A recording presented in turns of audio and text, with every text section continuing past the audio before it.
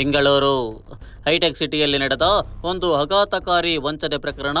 ಲೈಂಗಿಕ ಸಮಸ್ಯೆಗಳಿಗೆ ಪರಿಹಾರ ಕೊಡುತ್ತೇವೆ ಎಂದು ನಂಬಿಸಿ ಟಿಕ್ಕಿಯೊಬ್ಬರಿಗೆ ಬರೋಬ್ಬರಿ 48 ಲಕ್ಷ ರೂಪಾಯಿ ಪಂಗನಾಮ ಹಾಕಿದ ಜಾಲವೊಂದು ಬಯಲಾಗಿದೆ.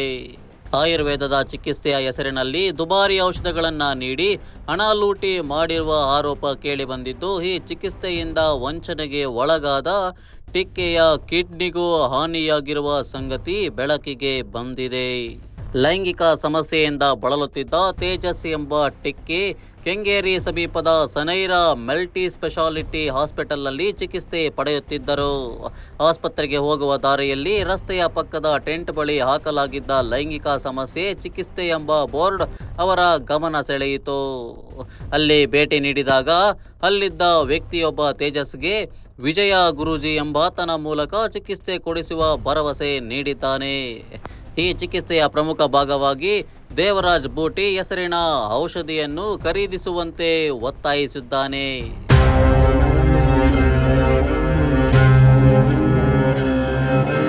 ಅಪಾಯಕಾರಿ ವಿಷಯವೇನೆಂದರೆ, ಈ 1 ಗ್ರಾಂ ಔಷಧಿಗೆ ಬರೋಬ್ಬರಿ 1,60,000 ರೂಪಾಯಿ ಬೆಲೆ ನಿಗದಿಪಡಿಸಲಾಗಿತ್ತು. ಜೊತೆಗೆ ಯಶವಂತಪುರದ ವಿಜಯಲಕ್ಷ್ಮಿ ಆಯುರ್ವೇದಿಕ್ ಶಾಪ್ನಲ್ಲಿ ಮಾತ್ರವೇ ಖರೀದಿಸಬೇಕೆಂದು ಮತ್ತು ಆನ್ಲೈನ್ ಪೇಮೆಂಟ್ ಮಾಡಬಾರದು, ಯಾರನ್ನು ಜೊತೆಗೆ ಕರೆತರಬಾರದೆಂದು ಷರತ್ತುಗಳನ್ನು ವಿಧಿಸಲಾಗಿತ್ತು.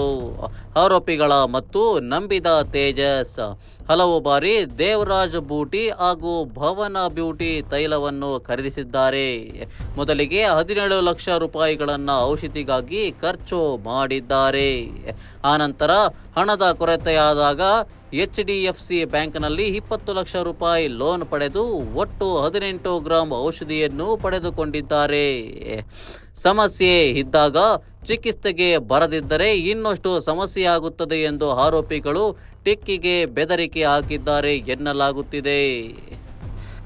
ಈ ದುಬಾರಿ ಚಿಕಿತ್ಸೆಯ ನಡುವೆಯೇ ತೇಜಸ್ ಅವರ ಆರೋಗ್ಯ ಮತ್ತಷ್ಟು ಹದಗೆಟ್ಟಿದೆ.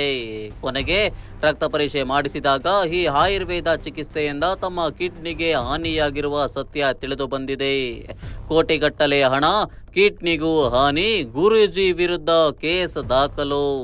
ಕಿಡ್ನಿಗೆ ಸಮಸ್ಯೆ ಆಗಿರುವುದು ಖಚಿತವಾದ ಬಳಿಕ ಎಚ್ಚೆತ್ತ ಟೆಕ್ಕಿ ತೇಜಸ್ ತಮಗೆ ವಂಚನೆ ಮಾಡಿದ ವಿಜಯ್ ಗುರೂಜಿ ಮತ್ತು ವಿಜಯಲಕ್ಷ್ಮಿ ಆಯುರ್ವೇದಿಕ್ ಶಾಪ್ನ ವಿರುದ್ಧ ಬೆಂಗಳೂರಿನ ಜ್ಞಾನಭಾರತಿ ಪೊಲೀಸ್ ಠಾಣೆಯಲ್ಲಿ ದೂರು ದಾಖಲಿಸಿದ್ದಾರೆ. ಲೈಂಗಿಕ ಸಮಸ್ಯೆಗೆ ಪರಿಹಾರ ಹುಡುಕಲು ಹೋಗಿ ಲಕ್ಷಾಂತರ ರೂಪಾಯಿ ಕಳೆದುಕೊಂಡು ದೇಹದ ಮುಖ್ಯ ಅಂಗವನ್ನು ಹಾನಿಗೊಳಿಸಿಕೊಂಡಿರುವ ಈ ಪ್ರಕರಣ ಇಂತಹ ಸುಳ್ಳು ವೈದ್ಯಕೀಯ ಜಾಲಗಳ ಬಗ್ಗೆ ಸಾರ್ವಜನಿಕರಿಗೆ ಒಂದು ದೊಡ್ಡ ಎಚ್ಚರಿಕೆಯಾಗಿದೆ.